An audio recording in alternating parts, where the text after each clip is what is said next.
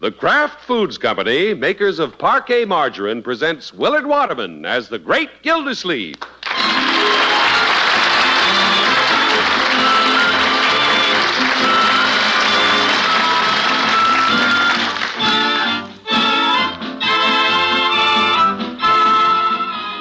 The Great Gildersleeve is brought to you, transcribed by the Kraft Foods Company.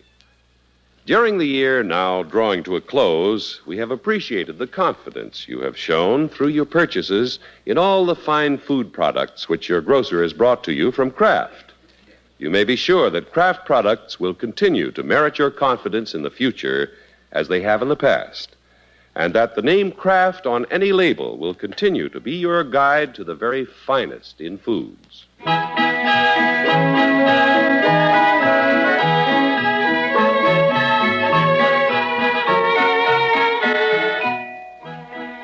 Gosh, just imagine. Tomorrow night's Christmas Eve. And boy, am I ready for it. My unc's about ready, too. He's the Great Gildersleeve. Unc's a great guy. He'll do anything for you if he likes you. Next to me, I guess he likes Miss Irene Henshaw best. You should have seen him when I came home from school last week and told him what she was planning with his rival, Dr. Olson. Hello, Leroy. Hi, Unc. That you home, Leroy? Yeah, hi, Bertie. I thought that was you. Dinner'll be ready in just a few minutes. You're late, my boy. I wanted to give you time to hide any new presents you may have for me. What makes you think I have any presents? What makes you keep your room door locked this week? Well, to tell you the truth, I've got Santa Claus locked up in there. I want to be sure he stops here first. Yes, sir? Is he in that big red box in the corner, or is he under your bed with all those other packages? Young man, how do you know what's in my room? I shinnied up the big tree by your window and looked in. Leroy. Leroy and I are really looking forward to Christmas, Mr. Gilsleeve. Did you shinny up the tree too, Bertie? No, sir, not me. I don't know what's in that room. I can't even get in there with the vacuum cleaner. Well, the room will be cleaned out after Christmas. And so will I. Yes, Hey, Unc, guess what your girl is going to do at school? Yeah, I don't know. And I'll thank you not to refer to Miss Henshaw as my girl. Okay. Sweetie? Leroy. She's your school principal. Okay. Well, what's she going to do, Leroy? She's going to have a tree in the gymnasium with presents for all the needy kids in town. Yo? that's nice. Yeah, some of us kids are going to help collect presents. I tried to get Irene on the phone all day. Figured she was busy with something. Yeah, she and Dr. Olson have been busy, all right. Dr. Olson? He's been huddling with her all day. Uh-oh. What does that pushy intern have to do with it? Oh, he just offered to help her arrange everything. She has to rustle up a lot of gifts somehow. Well, the only reason Olson is helping is to be near my girl. Yeah, I mean, Miss Henshaw. Well, Dr. Olson's a nice guy, Unc. Yes. Leroy, you can't sell that to Mr. Gilsleeve. No, indeed. Olson isn't doing this just because it's Christmas. He's catering to Irene, just trying to cut me out. Are you jealous, Unc? Most certainly not. But what does Clarence Olson know about organizing a thing like this? He's not a businessman. He's just an intern studying to be a surgeon. He's got this operation sewed up. Well, I wouldn't stoop to such obvious tactics. Oh, no, sir.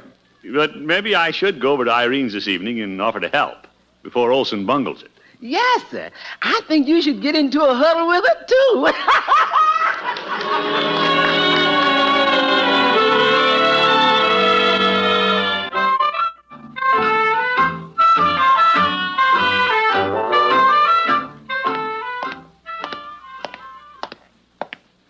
Bertie and Leroy thought I was a little jealous of that curly-haired intern. Well, maybe I am. Hello, Throckmorton. Come in. Yeah, thank you, Irene. Let me take your hat and coat. Yeah, I'll just put them right here in the chair. That way, you and I'll have to sit on the couch. Oh, you're quite a schemer, aren't you? You bet. Yeah. I tried to get you on the phone today.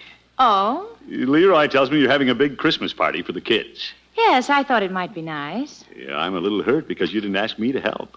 I'm sorry, Throckmorton. Clarence Olson volunteered first, and I know you're a beau who doesn't like to play second fiddle. Of course, I don't want to say anything against Olson, but this is a job for a businessman. Yes, I realize it'll take a lot of doing. He wants to come over tonight and make plans. Yeah, I know what his plan is. Besides, I'm here first. Well, Throckmorton, we need all the help we can get. We have to decorate the tree, collect toys to put under it. Some of them will have to be mended and painted. Yeah, that must have been Olson's idea. No, it's mine. Well, that Olson's such a sneaky character, he probably made you think it was your idea. Throckmorton, Clarence never talks about you. He doesn't? In fact, he never mentions your name. That's the worst thing he could say about me. Well, how would you stage this Christmas party and provide the toys? Me? Mm-hmm. Well, I'd organize the thing. I'd get some money behind it. Whose? Well, I've been thinking about that. With my influence, I could put the Jolly Boys Club behind this project. Oh? The city has a vacant lot we can use. We'll sell Christmas trees and buy presents with the profits. Why, I hadn't thought of selling trees. Say, Irene, the Kraft choristers are in town for a concert.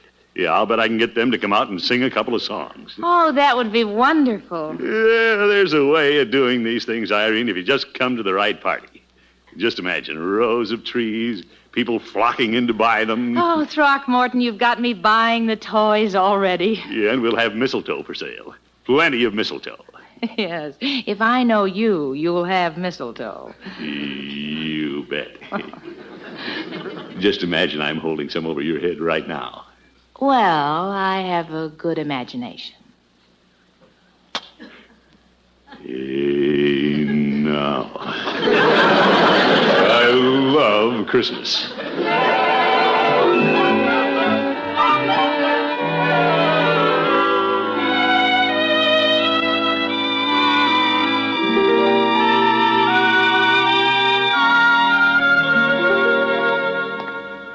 Right, George, I sure made a hit with Irene. She likes an executive-type fellow who gets things done. Well, I better stop in Peavy's and start telling the Jolly Boys the plans I've made for them. I'll have to assign them certain days to work on the lot. Hello, Peavy. Hello, Mr. Gildersleeve. What can I do for you? Peavy, I want to talk to you. That's all you want to do is talk. I'll just keep on with what I'm doing. So I was just talking to Irene Henshaw. 6 and 2 are 8 and 3 are 11. Peavy, what are you doing? I'm making out my bank deposit slip. 3, 7, or 10. Can't that wait? Mr. Gildersleeve, do you want to buy something? No.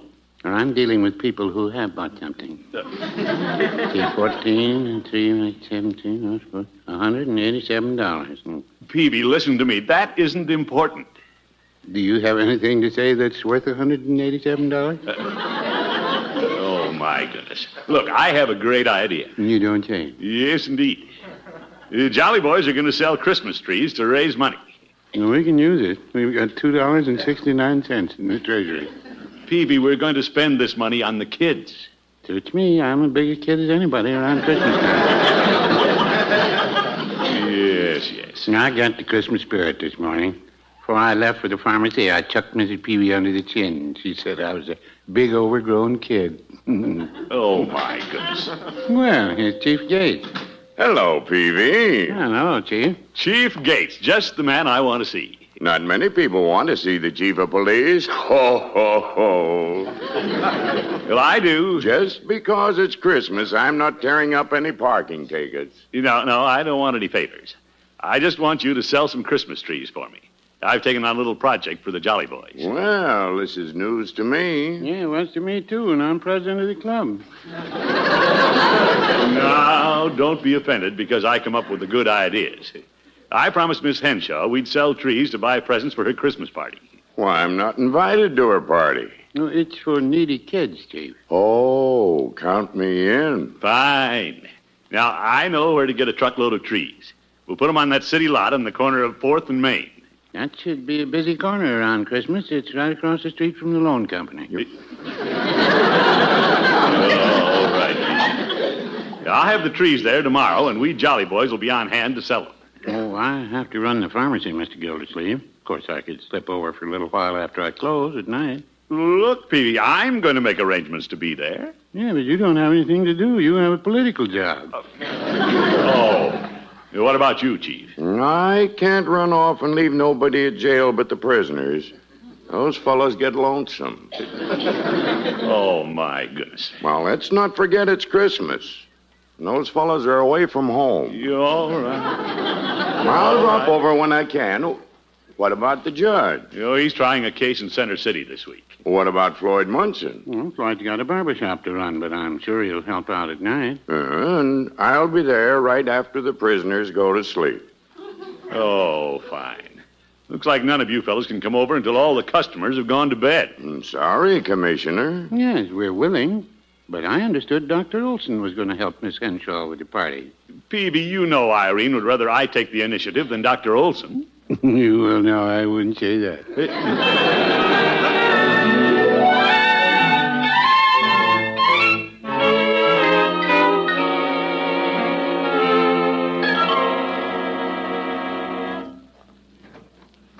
You got a swell location for selling trees, Unc. Yeah, let's set up some more, Leroy. You hold this tree while I nail on the stand. Why don't you hold the tree while I nail it on the stand? Oh, no, you've hit my thumb 3 times. Well, that shows I need the practice. Just hold the tree. Okay. Yeah, that does it. Well, that's enough trees, Unc. You haven't sold a one. Yeah, they'll start moving after the craft choristers come out here and sing a couple of carols. You're really coming, huh? Yeah. We'll have to get these lights strung around before they show up. Hello there. Well, hello, Irene. Hi, Miss Henshaw. Hello, Leroy. I thought I'd come over to see how many trees you sold. Tell her, Unc. You were just getting set up. I'm having to do this single-handed. Oh, what happened to the Jolly Boys? Well, they can't give as much time to it as I'm getting. This is a fine thing you're doing for those children. Yeah. He's not doing it for the kids. He's doing it for you. Young man, string the lights. Sure. Hey, Unc. There's the craft bus. Oh, you are going to have carols. You bet. Hey, look at all the people. Throckmorton, you're a genius. Well, I'll do until a genius comes along. Mr. Gildersleeve? Oh, hello, Mr. Heaston. This is Miss Henshaw. She's sponsoring the Christmas party. How do you do, Miss Henshaw? How do you do? It was nice of you and the group to come, Mr. Heaston. Oh, it's our pleasure. We'll be ready to go in a moment, Mr. Gildersleeve. Great. Fire when ready. Hey, Unc. Yes, Leroy. Do you suppose they'd mind if I went over and stood with them and helped them sing? Leroy, we're trying to attract people, not frighten them away. Ladies and gentlemen, He's going to make an announcement, I think. we are happy to present the Craft Choristers under the direction of Gerhard Schroth. Their first selection will be It Came Upon a Midnight Clear. It came upon a midnight clear, that glorious song of old, from angels bending near the earth to touch their hearts of gold. Peace on the earth, goodwill to men, from them the gracious King.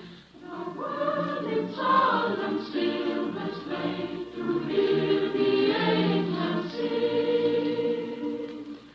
Still through the golden skies they come with peaceful wings unfurled, and still their heavenly music floats o'er all the weary world.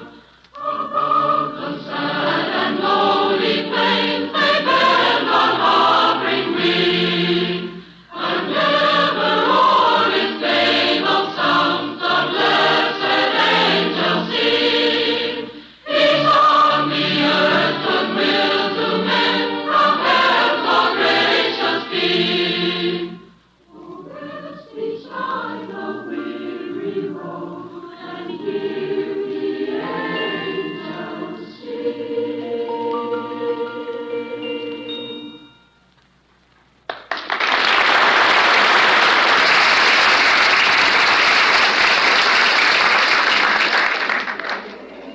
That was beautiful. Yeah, they're pretty good. All craft employees, too. Well, we're attracting a crowd, all right. Yeah, I'll say. He said they'd sing a couple of numbers, and then we'll start selling trees. And now we invite you to listen to Ding Dong Bell. Should I try to sell some trees while they're singing? Shh, listen, Leroy. Ding dong bell, ding dong bell, ding dong merrily on high. And the bells are ringing, ding dong merrily on high. It's birds and birds singing.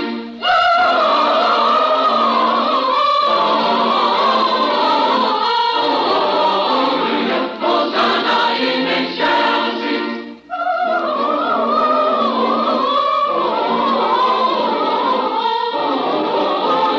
Hosanna in excelsis. Ding dong bell, ding dong bell. May you beautifully find your band and shiny ringers. May you beautifully find your infant songy singers.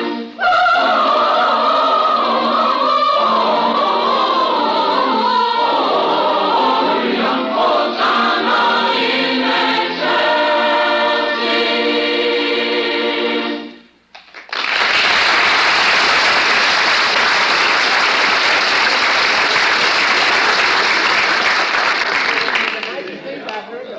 Well, here come some customers, Throckmorton. Heck, I'm going to start selling Christmas trees. Right this way for your Christmas trees. Yeah, look at them pick out their trees.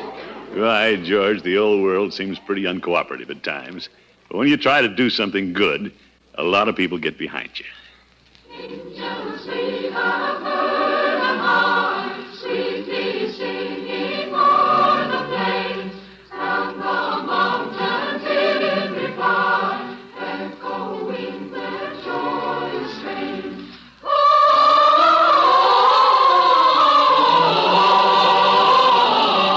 Gloria in excelsis Deo.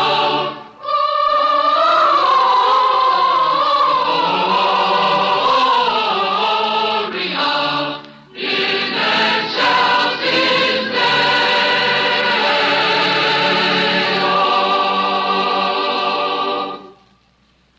Unto Bethlehem and see, in whose birth the angels sing.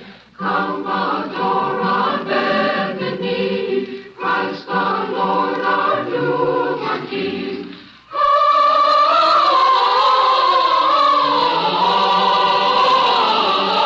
Gloria in excelsis Deo.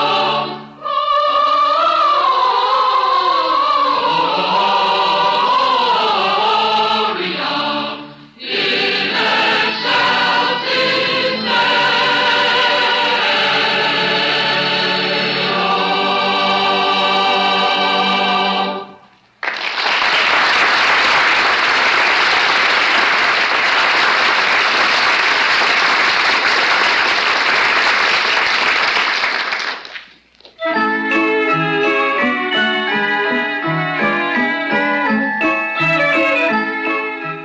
Deo. Well, Christmas is always a memorable time for everyone, and especially for the great man, Throckmorton P. Gildersleeve. He's been helping Miss Irene Henshaw with plans for her Christmas party for needy children. As school principal, Miss Henshaw makes quite a point of giving credit where credit is due, and she isn't forgetting the great Gildersleeve's contribution, because he won't let her. What did I tell you, Irene? I knew I'd put this thing over big. Didn't I tell you? You told me. Here, look on the lot here. We're practically sold out of Christmas trees the first day. I told you we didn't need that Clarence Olson. You told me. Well, while there's a lull, let's count all the money we've taken in. I've already counted it. I got my pockets full of it. Leroy, I will carry the money. Oh, sure. Oh, hello, everybody. Hi, Dr. Olson. Clarence, I've been wondering what happened to you. Hello, Olson. I got tied up at the hospital, Irene. What'd you do, bandage yourself to a bed? Well, you aren't glad to see me, are you, Throckmorton? We've managed to get along without you. Just look at the money we've taken in for Irene's party. We've done surprisingly well, Clarence. Yes, it surprises me, too, Irene, especially with him in charge. Ooh, watch it, Olson. Give me the bankroll, Gildersleeve. I'll go buy presents for all the kids. You keep your sterilized pinkies off my money. All right. You buy the gifts, and I'll present them at the tree. You'll present them. Well, I was to play Santa Claus, wasn't I, Irene? Well, Look, Olson, I'll be Santa Claus. But Gildersleeve, you've done so much. You told us that yourself. You bet. And after I've knocked the home run, you aren't going to pose for the picture. now, please, boys. I volunteered to help Irene raise money for her Christmas party long before you and the Jolly Boys came in. Well, when I came in, you went out. I won't argue with you, but I'll be Santa Claus. Oh, Hey, Unc, I sold another tree. good for you, my boy. Wonderful, Leroy. Yeah. Unc, hadn't we better connect the lights? Well, I haven't quite figured out how to attach the wires to the switch. Oh, I'll do that, Gildersleeve. I undoubtedly understand wiring better than you. Shouldn't you call an electrician? No, Irene, I can do it. Hands off, Olson. I'll do it. Well, I wouldn't do it while standing in that slushy snow. When I need advice from you...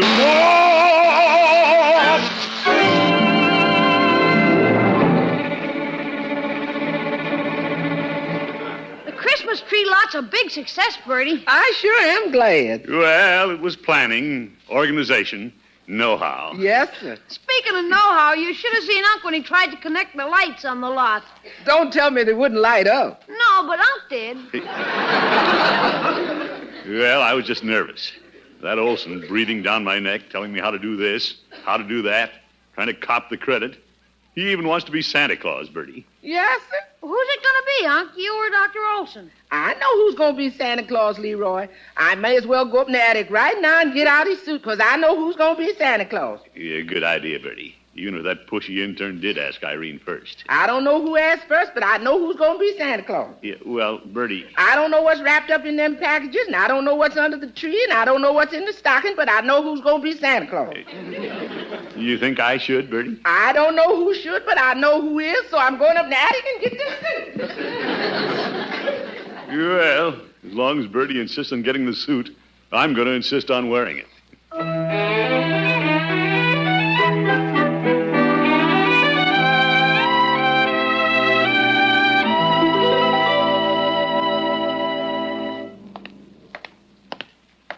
The way to do this is to get the Jolly Boys to back me up. After all, it has become a Jolly Boys project. Olson has nothing to do with it. Hello, Peavy. Oh, hello, Mr. Gildersleeve. Hello, Chief. Hello, Commissioner. We were over at the lot last night, but there were no trees left to sell. Well, I did a good job, if I do say so myself. What's the meeting about, Mr. Gildersleeve? As you fellas know, I took this all out of Olson's hands and raised the money for the gifts myself. Now, guess who wants to be Santa Claus? You? Well, why shouldn't I? I made it a Jolly Boys project. I sold the trees. Why shouldn't I pass out the presents? Oh, you've done so much, Mr. Gildersleeve. I think it's time I got on the job. What do you mean? I'd like to donate my services and be Santa Claus. Peavy, you don't look like a Santa Claus. I do to Mrs. Peavy. She considers me a very convincing Santa Claus. Well, she's prejudiced. You're not big enough for Santa Claus. Well, I can tie on a couple of pillows. I'd rather wear them at Christmas than to have to carry them around all year like you do. Now, wait a minute, fellas. Why don't we arbitrate this thing? I'll be Santa Claus. Chief, that's not the way you arbitrate. But Santa's supposed to be a jolly fellow. Well, I've got the voice for it. Ho, ho, ho, ho, ho. Oh, brother. You sound like a walrus lost in the fog. Well, if the chief of police can't play Santa Claus to those kids, you fellas better not run afoul of the law next year. No, fiddlesticks. Let's not have a Santa Claus if it's going to cause an uproar. No Santa Claus? I think Peavy has a good idea. Well, all right. I'll call Olson and tell him we've all agreed not to have a Santa Claus. What do you say, fellows? In the interest of harmony, no Santa Claus. No Santa Claus. No Santa Claus. They don't know I have my fingers crossed.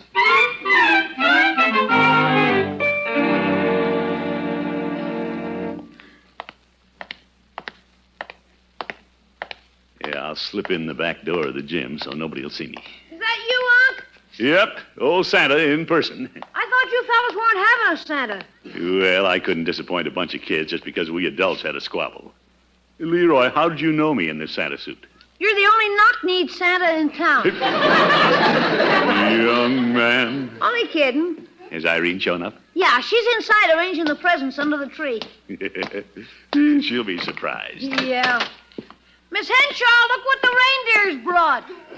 Why, Throckmorton. Hello, Irene. Aren't you cheating a little on the boys? Well, as I told Leroy. Greetings from the North Pole. Hey, another Santa. Why, Clarence Olson. Olson, that's a sneaky trick. That you behind that beard, Gildersleeve? I thought it was Father Time. Yes. What a snide Santa Claus. What is this, a convention? Here comes two more. Hello, Miss Henshaw. That sounds like Chief Gates. Ho, ho, ho, ho, ho. I'll bet you don't know who I am.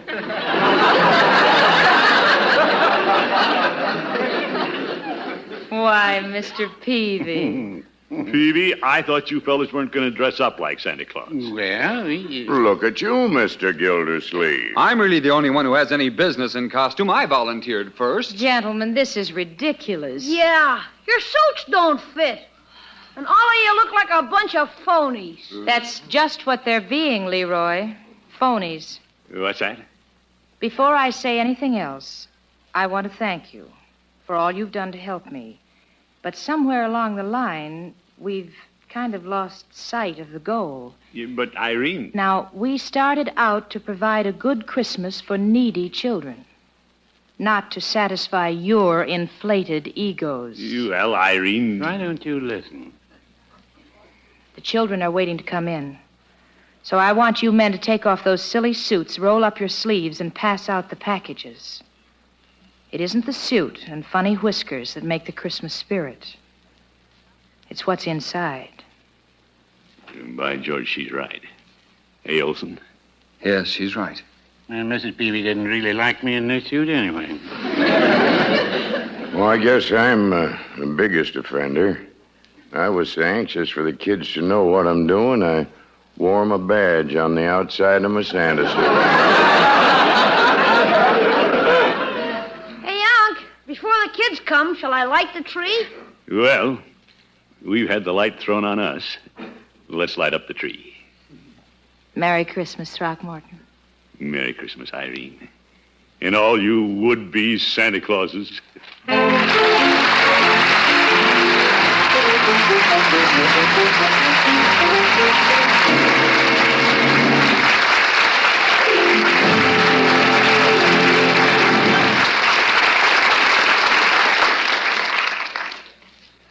This is Gildersleeve again, friends. You know, we have a lot of fun all during the year, and we hope we're able to pass some of it on to you. But I suppose Christmas time is the nicest time of the year, full of gaiety and good cheer, a time for friendliness and peace. All of us who bring you this show, the men and women at Kraft, the entire Gildersleeve cast, and myself, wish you a holiday season filled with all these things. A very Merry Christmas from all of us to all of you. Joy to the world, the Lord is come. Let earth receive her King. Let every heart prepare His room. And heaven and nature sing, and heaven and nature sing, and heaven and nature sing. He rules the world with truth and grace, and makes the nations prove the glories of His righteousness, and wonders of His love, and wonders of His love, and wonders of His love. Transcribed. Hear You Bet Your Life with Groucho Marx on the NBC Radio Network.